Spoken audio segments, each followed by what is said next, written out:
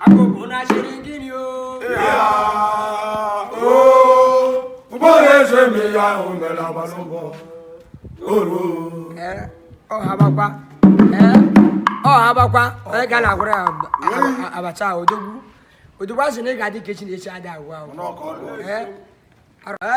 Onye na-ekwu okwu abụ odogwu. Honorable Moses Chukwuma Ogbonna. Ishie Ogbuefi 1 Dizi Kingdom. Ofu onye na Ebonyi State. Odogwu asị na ị ga-adị ka echi na-echi ada agwa agwa. Odogwu ọkwa gị bụ Mozi Frank International Company Limited. Mozi Frank Hotel and Suites CEO Ngomos PLC. Odogwu asị na ga-adị ka echi na-echi ada agwụ agwụ. Ọ bụ Odogwu sị asị gị happy birthday. AKA the boy is good. Na n'India. Nwachi na-agbala ọgụ n'India. Ofu onye n'India.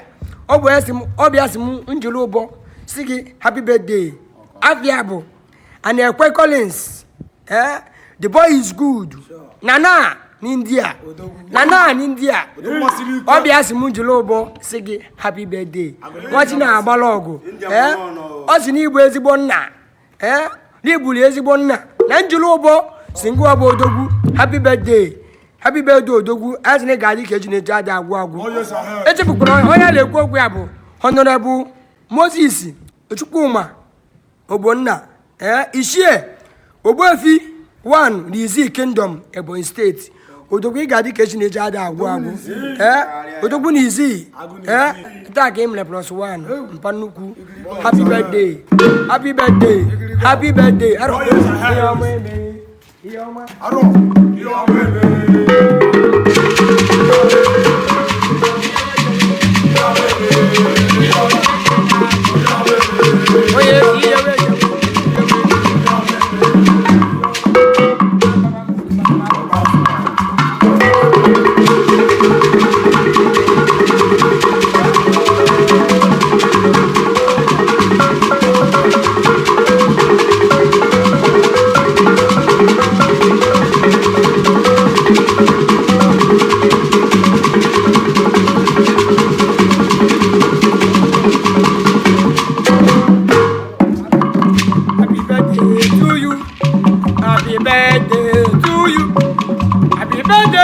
Happy birthday, happy birthday to you.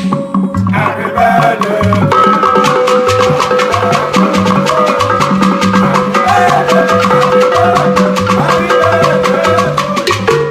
Many more years to you. Many more years to you. Many more years, many more years, many more years to you. Many more.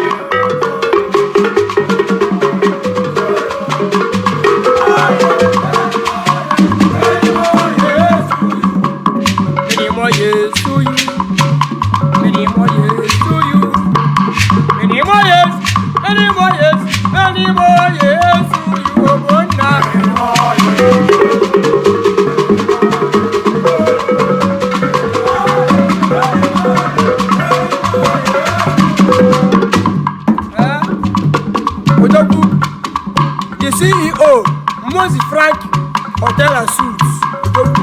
As they got education in China, up and India. They wish you long life and prosperity. Happy birthday, Odogwu. They got education in China. Odogwu, Chukwuma Ogbonna, Odogwu, Ishie, Ogbuefi, Dizi Kingdom. They got education in China.